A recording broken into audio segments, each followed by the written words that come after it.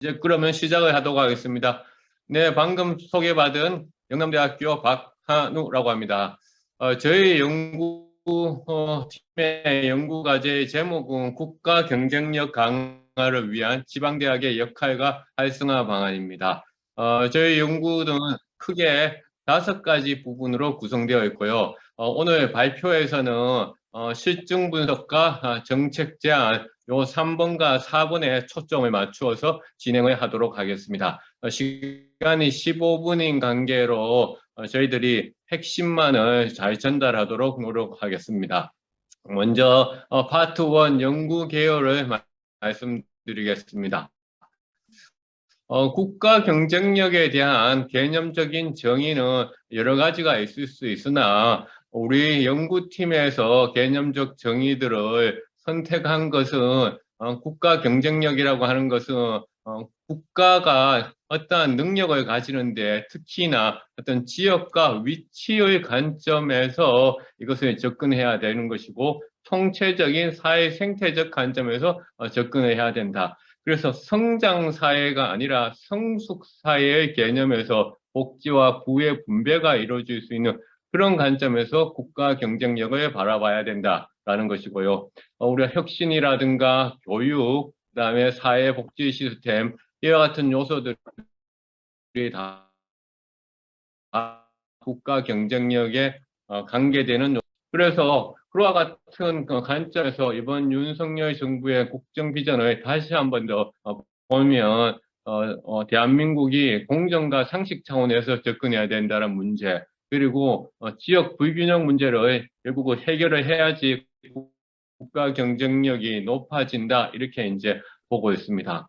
이러한 그 배경 아래서 저희들은 목표를 그러니까 윤석열 정부에서 좀 더 차별화된 지방대 육성 방안을 독주를 하고 그다음에 지방대가 현재 소멸 혹은 관점에 따라서는 생존의 위기에 있기 때문에 그런 관점에서 지역 인재 양성 체계를 어떻게 하면 재건할 수 있을 것인가 그리고 지방대학이 4차 산업혁명의 창업허브로서 어떻게 가능할 것인가를 생각하고 있습니다.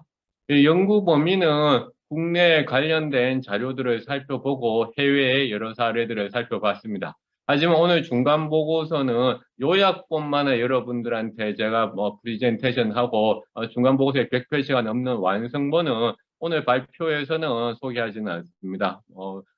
전체 버전은 여러분들께서 원하시면 위원회를 통해서 받을 수가 있을 것 같습니다.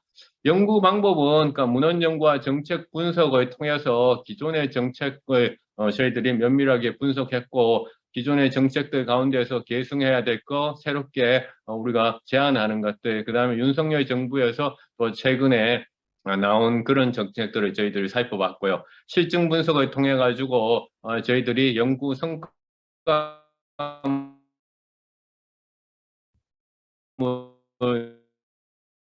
으로서 신칭 인터뷰를 국내의 전문가들에 대해서 실행을 했습니다.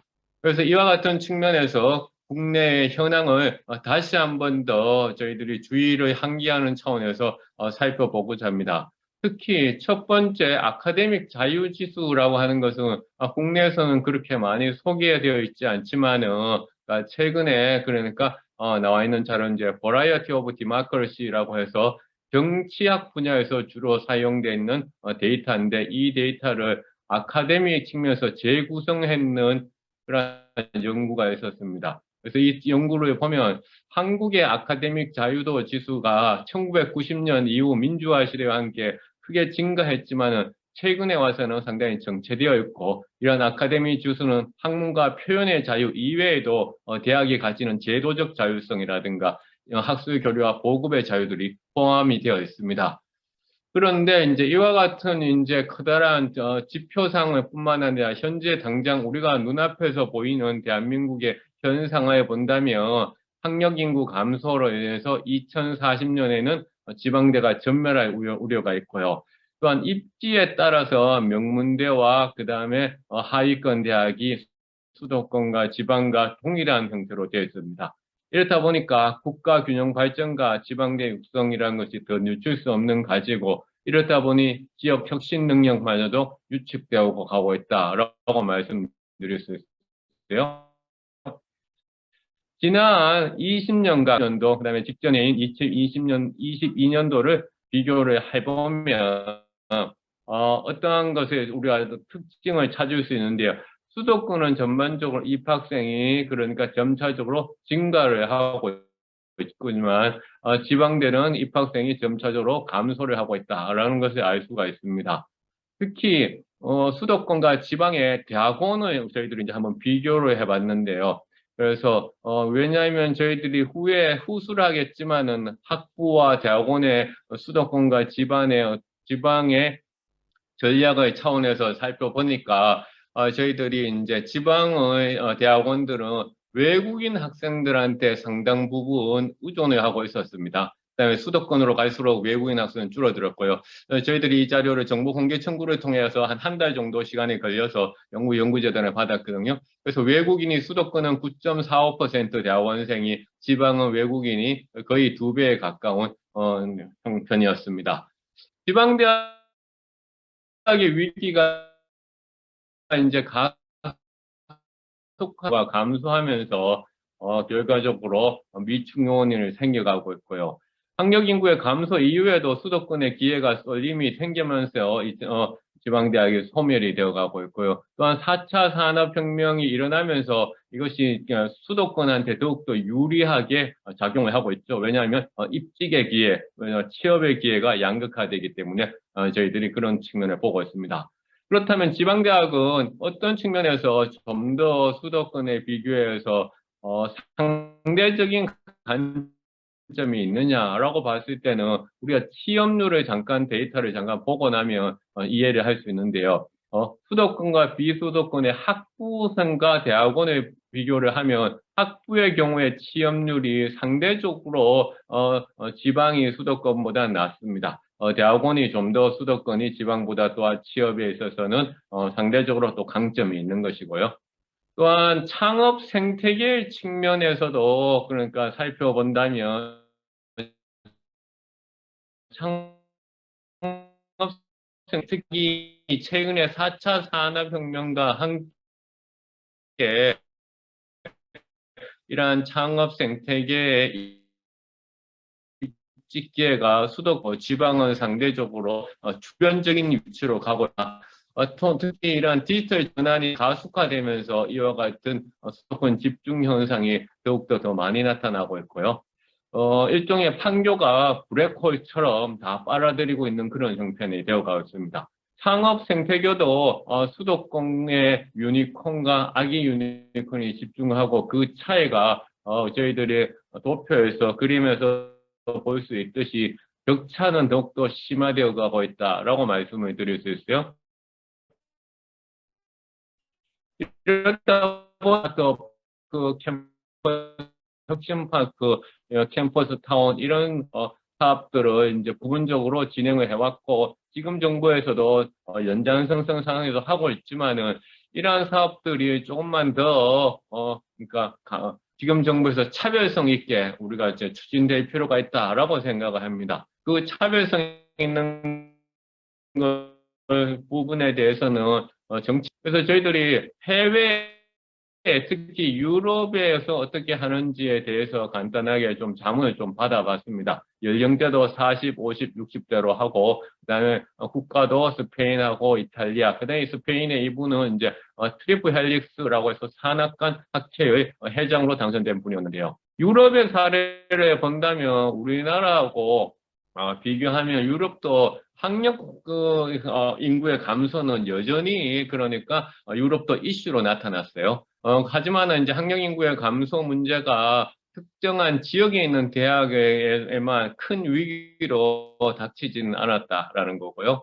하지만 학생들의 어떤 인게이지먼트를 높이고 참여도를 높이고 격차를 줄이기 위해 가지고 여러 가지 이제 노력을 하고 있었고요. 특히나 이제 유럽의 경우에는 에라스무스 프로그램과 같은 학생들이 국제화를 할 수 있는 그런 프로그램들을 많이 만들어서 대학, 어떤, 지역의 대학에, 상관없이 사람들이, 학생들이 국제적인 어떤 교류를 많이 할 수 있도록 하고, 그 다음에 온라인 대학이라든가 이런 대학들도 이제, 하고 경계선상을 갈수록 줄여가고 있었고요. 또한 뭐 산업 박사 학위 제도라고 해서 그러한 박사 학위에서도 어떤 세분화를 하고 있었다라는 거죠. 물론 우리가 겪는 격차 문제하고는 다른 형태의 또 격차 문제를 이탈리아 같은 경우에도 겪고 있었습니다.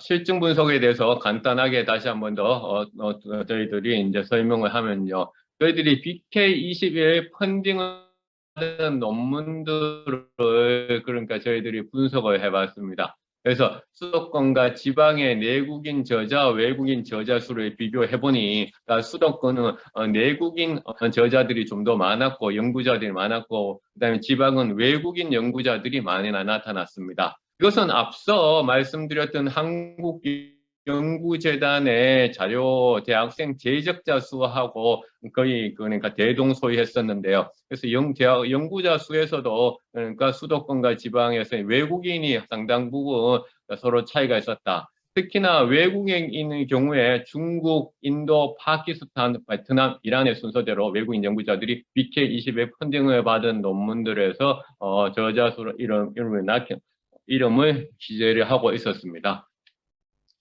수도권 대학들의 그러니까 저자들의 소속 기관을 중심으로 해서 공동 연구 현황을 살펴봤고요.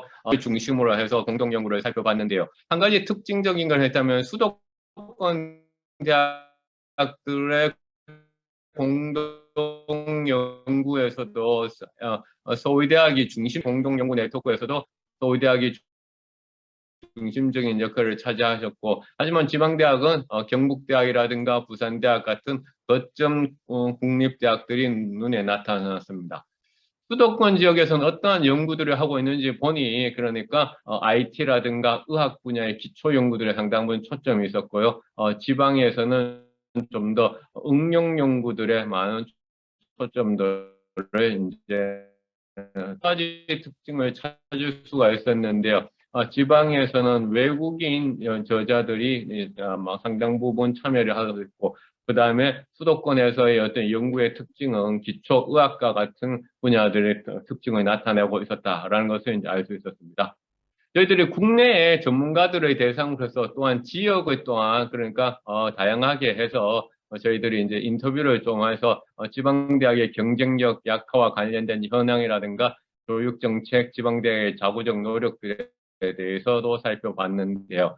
그러한 내용들을 질적으로 분석해 보니, 그러니까 지방대학 또한 자구적인 노력이 뭐 필요하다. 하지만 자구적 노력만으로는 이러한 구조적 문제를 해결할 수 없다. 육성 방안으로서 그러니까 재정 충당과 같은 그러한 국가의 어떤 획기적인 조치가 필요하고, 또한 교육 정책 현안에 대해서 물어봤을 때는 이제 지자체에 이양하는 문제, 계약학과 이런 이슈들에 대해서 아직까지 좀 더 체계적인 정책이 필요하다라는 얘기들을 이제 하셨습니다.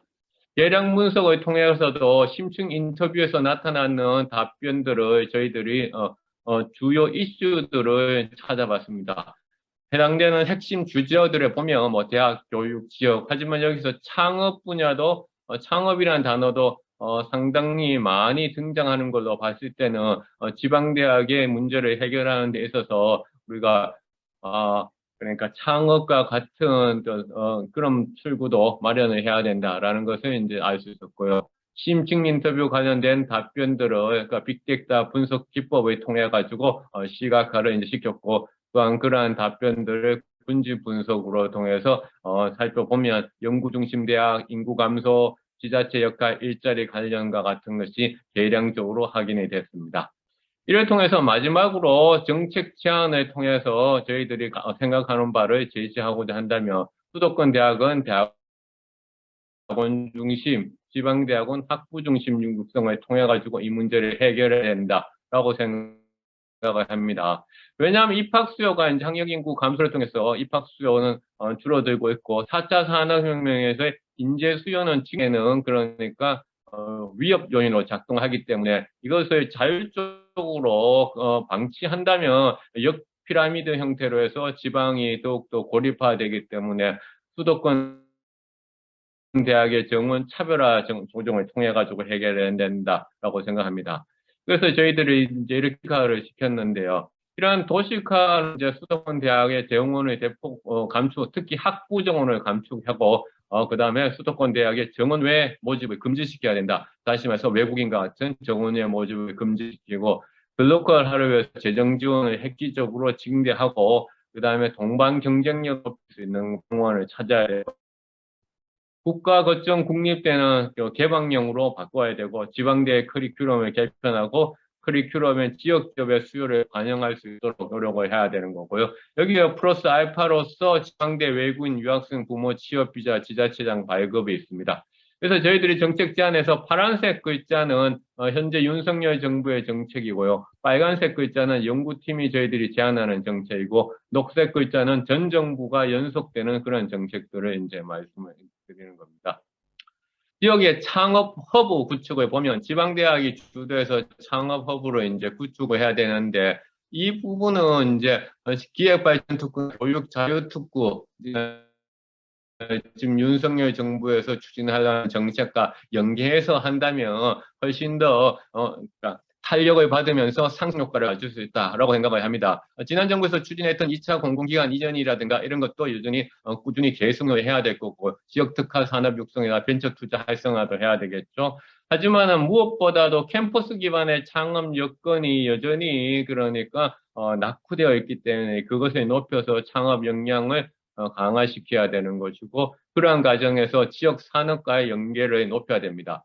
그러기 위해서는 이미 제안했던 기회발전 특구를 대학 산업 창업으로 연계해서 조정하는 것이 추진돼야 된다라는 거죠. 현재 기업발전 특구가 그러니까 우리가 현재 대학과 연계해서의 부분은 상당 부분 약하기 때문에 그다음에 지방대학의 오케이션 거점을 구축을 지원하고 지방대학 인재 기반 창업의 역량을 강화하든가 과거에 우리가 취업이냐 창업이냐라는 이분법적인 구도로서 살펴보는 거에서 조금은 고도화시키는 정책들이 필요하다고 생각합니다.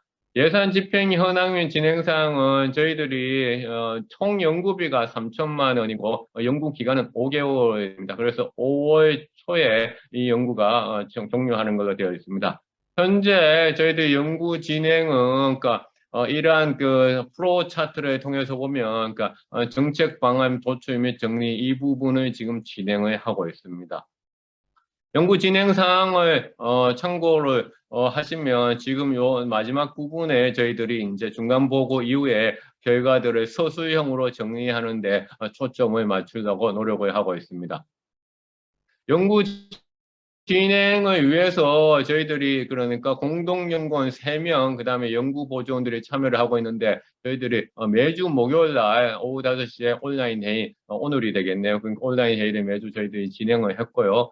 그리고 착수 보고의 이후에 연구 목표를 큰 틀을 유지하는 가운데서 착수 보고회에서 지적된 사항들을 연구진이 수용을 해서 조금은 이제 개편을 했고요. 그다음에 위원장 간담회 이후 정책 제안의 기본 방향들에 대해서 조금씩 이제 바꾸어서 이제 저희들이 했습니다.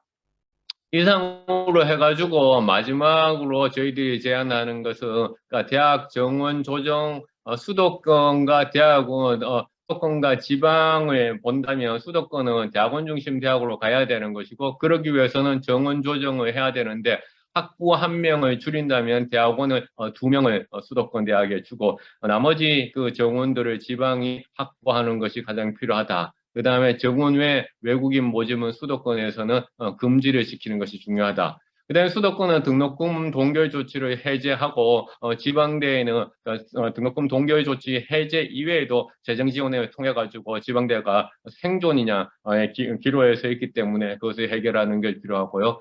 또 학생들이 이주 생활을 지원할 수 있는 워케이션을 지원할 수 있는 그다음에 장학금 지원의 확대가 필요하다고 생각하고요. 또한 일반 대학의 대외 환경 변화 대응력 제고를 위해서 기존의 2년, 3년, 4년으로 되어 있는 이런 대학 학제에 대해서 과감하게 규제를 풀고 또한 전문 교원 확보를 위한 겸직 요건 완화를 그러니까 이미 윤석열 정부에서 추진하겠다고 얘기했던 부분이 있지만 좀 더 적극적으로 추진을 하는 것이 중요하다 생각합니다. 이상으로 저희 중간 보고를 마치도록 하겠습니다. 감사합니다. 네, 뭐, 말씀하신 위원님의 의견은 충분히 동의하는 부분입니다만은, 저희들이 이제 연구 과제에서 좀 더 초점을 맞추었던 것은, 그러니까 소위 인풋 전략이냐, 아웃풋 전략이냐의 문제인데요. 이제, 말씀하신 부분을 좀 더 아웃풋 전략에 가꾸어서, 이 아웃풋 전략에서는, 그러니까 교육부가 얼마만큼 정책적인 역량을, 그러니까, 가질 수 있느냐가 좀 약할 수 있지만은 인풋 전략에서는 교육부가 정책적으로 견인할 수 있는 폭이 상대적으로 높기 때문에 저희들이 이제 일단은 입학 정원 문제가 그러니까 정책적으로 집행 가능성이 높지 않겠냐라고 해서 저희들이 이제 그렇게 제안을 했습니다.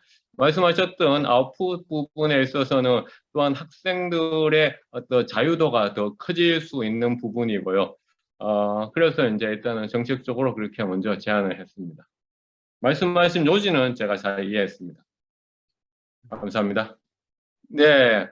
일단 말씀하신 부분은 사실은 세부적인 연구 과제가 또 이제 필요한 영역이지만은 저희들이 이제 이렇게 생각하게 되는 이제 배경을 말씀드리자면은 그러니까 해외 선진 대학들의 전체적인 대학의 경영 구조를 본다면 그러니까 소위 IP 지적 재산을 통해 가지고 대학이 이제 운영이 되거든요. 그러면 그 지적 재산을 누가 이제 창출하느냐고 했을 때 대학원생들하고 연구 중심의 그러니까 생산 활동을 통해서 이제 만들어내기 때문에 결국은 우수한 그러니까 자원들을 그러니까 대학원에서 많이 유치를 해서 논문이라든가 특허라든가 혹은 연구실 창업들을 통해서 대학이 움직이지 않으면 선진국의 대학들하고 경쟁을 할 수 없다는 거고 그에 반해서 또한 수도권이 정원을 학부 정원을 줄인다고 하더라도 그냥 차액만큼은 그러니까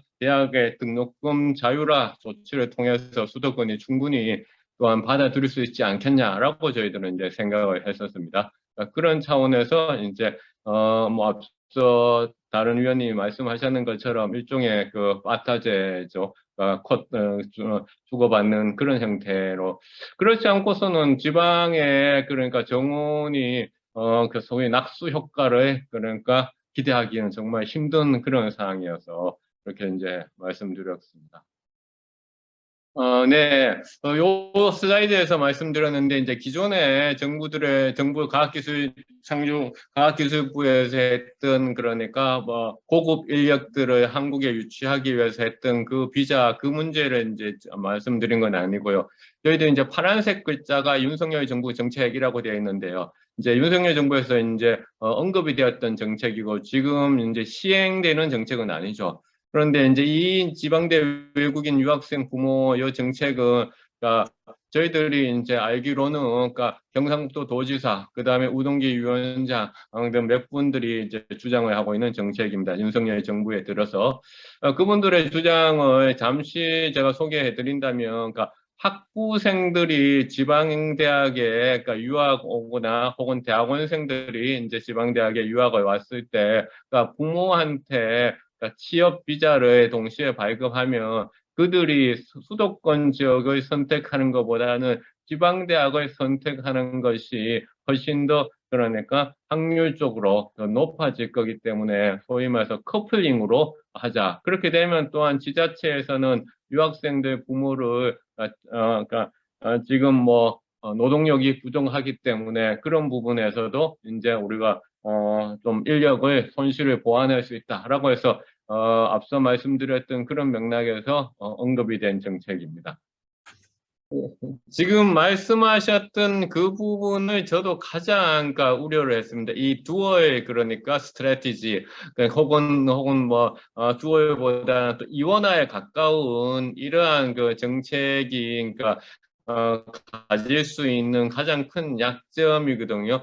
우리가 마치 이제 수도권은 그러면 연구로 가고 그다음에 지방대학은 그러니까 교육으로 가라라고 그렇게 이제 비춰질 수 있기 때문에 저희들이 그러니까 거기에 보완하기 위해 가지고 BK21 펀딩을 받았는 논문을 그러니까 어떠한 분야에서는 충분한 역할과 기능이 있다라는 점을 저희들이 강조하기 위해 가지고 그런 실증 분석을 포함을 시키는 겁니다. 또한 지방대학이 또한 역할과 기능을 함에 있어서는 대학원에 있어서 역할과 기능을 함에 있어서 그 인력을 어떻게 충원할 수 있느냐. 그것 또한 결국은 외국인 연구자들이 상당 부분 필요하다. 그래서 그런 우리가 외국인 문제들을 좀 많이 푼다면 지방대학이 가장 먼저 우선순위는 학부 정원이고 두 번째 우선순위는 연구의 문제인데 이 학부 정원과 또 그다음에 연구의 문제를 동시에 풀 수 있는 제3차원의 축도 결국 또한 외국인하고 연관되어 있다라는 점에서 저희들이 그렇게 이제 했거든요. 그래서 말씀하셨듯이 저도 가장 우려했던 것이 그러면 대학원을 포기하라는 거냐. 그 점에 대해서는 저도 절대 대학원을 포기를 하면 안 되죠. 포기를 하면 안 되는데 일단 우선순위와 또한 총체적인 관점에서 봤을 때 우리가 이제 그 방법밖에 없지 않느냐. 결국 생존의 문제에 지금 놓여 있기 때문에 생존을 위해서는 채소 배낭이 필요하기 때문에 말씀드렸습니다. 충분히 공감합니다. 예. 예. 제가 질문하시는 위원분들의 그러니까 핵심 포인트는 저도 잘 동감을 하지만 제가 정답을 드릴 수도 없고 해답을 또한 또 찾기도 정말 힘들었다라는 말씀을 좀 드리고 싶고요. 그러나 그럼에도 불구하고 이 보고서에서는 좀 담긴 힘들었지만은 짧은 기간 연구를 하면서 저희가 이제 느꼈는 바는 저희 개인적인 소외 차원에서 말씀드린다면 결국은 수요와 공급이 그러니까 제대로 작동하지 않는 시스템이 돼버렸다, 대한민국이. 수요와 공급이 시장 질서가 작동하지 않은 그러한 체제가 되어 있어 이러한 문제가 발생했다라고 생각하는 거죠. 대학이 일단 너무 많다라는 것은 그렇게 생각을 하고 있고요. 인구는 줄어드는데.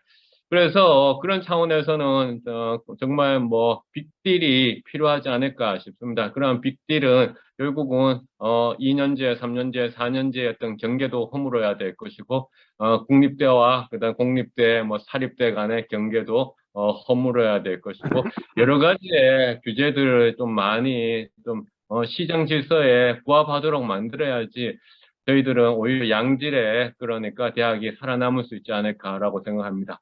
근데 이거는 보고서에까지는 담을 수는 없었습니다. 예, 개인적인 소회였습니다. 예.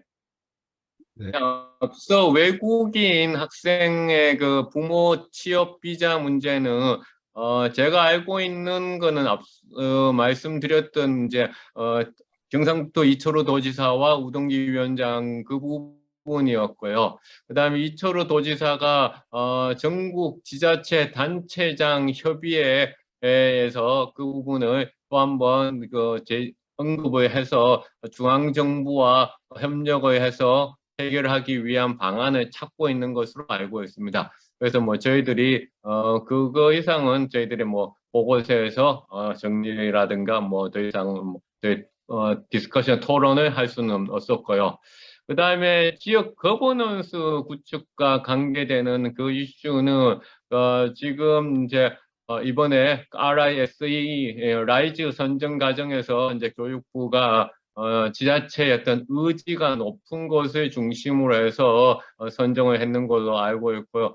그 부분에 대해서도 구체적으로 상세하게 세부적으로 저희들이 보고서에서 담고 하기에는 좀 힘든 측면이 있어서 저희들이 지방대 소멸 위기 극복을 위한 지역 인재 양성 체계를 전체적으로 어떻게 재건하는 그러한 프레임워크를 제시해 주는 것에 저희들은 이제 초점을 맞췄는데 질문하신 거는 저희들의 연구 범위를 좀 넘어서는 너무 좀 세부적인 국제여가지고 제가 충분히 만족스러운 답변을 드리기는 힘들 것 같습니다.